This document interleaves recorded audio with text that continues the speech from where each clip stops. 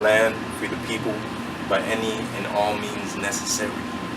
Black power, and salute to all formations that exist for the liberation of black peoples, African indigenous peoples, peoples of color, all around the world, Pan-Africanism, all that. This is, as I stated before, this is Universal Underground Railroad News, and I really want to jump into the topic of etymology.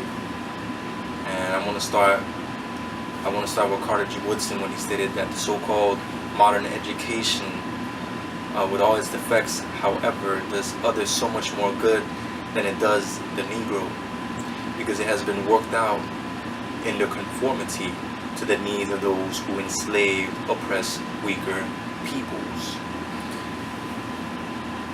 Now, Haile Selassie also said that it's good to study. It's good to study within their institution. Hence knowing thyself. Hence knowing your own roots. So the reason I want to go into etymology is due to the fact that etymology has built up these confined walls, these invisible walls that we don't see. And I've seen it even upon people who might have been in the movement in a while. And the reason I see a lot of this is because etymology hasn't been bum rushed.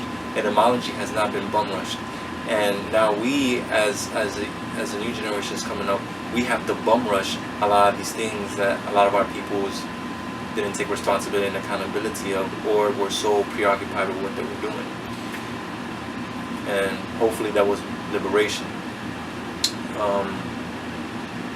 So with that being said, we go to the 1817. Let's go back to 1817, when you have the established nation known now as Ghana.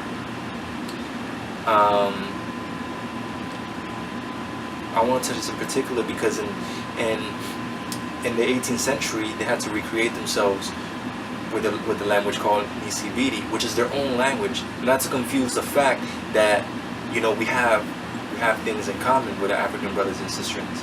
However, what I do really appreciate is that we were able to do that without taking on the language of the oppressor.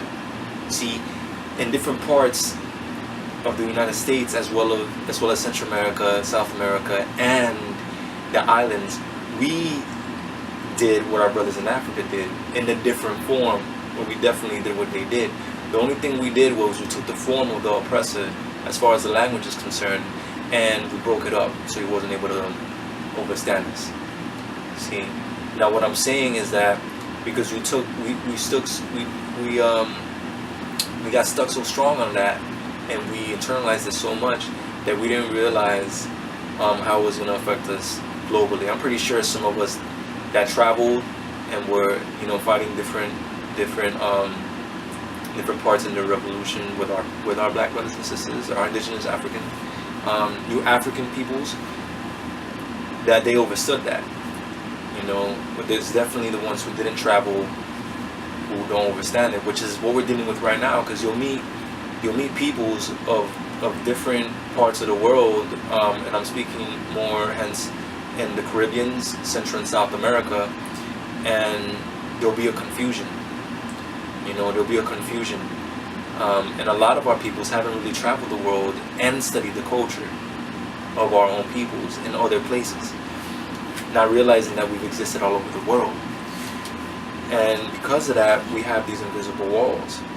I mean, even in Liberia in the 1830s, Liberia invented their own language too, and it was called Bai. So I mean, we've done this over and over, and I really hope we take heed to etymology and studying etymology. See, because if we don't study etymology, we're not going to drop the walls of colorism between our own people that the oppressor, the Caucasus herpesiphaloid Caucasian man, has put upon us. Now, when I say man, I mean also their children, their wife, because they also take heed, unless they study themselves and have the mind of their own. See, and that's a situation that we're not taking heed to etymology, and we need to. studying etymology is part of the solution in the direction that we need to go as far as a global people, and also a national people, because even nationally we have peoples that are international within our nation. So, with that being said, we need each other, and we overpopulate every single part of the earth. I don't care what anybody says, really. When it comes to the facts, I'm saying when the facts are there, you can say whatever you want. It's not that I don't care about you. It's just that those words don't match up with the history. Then I'm not gonna really take heed to what you're saying. So, with that being said,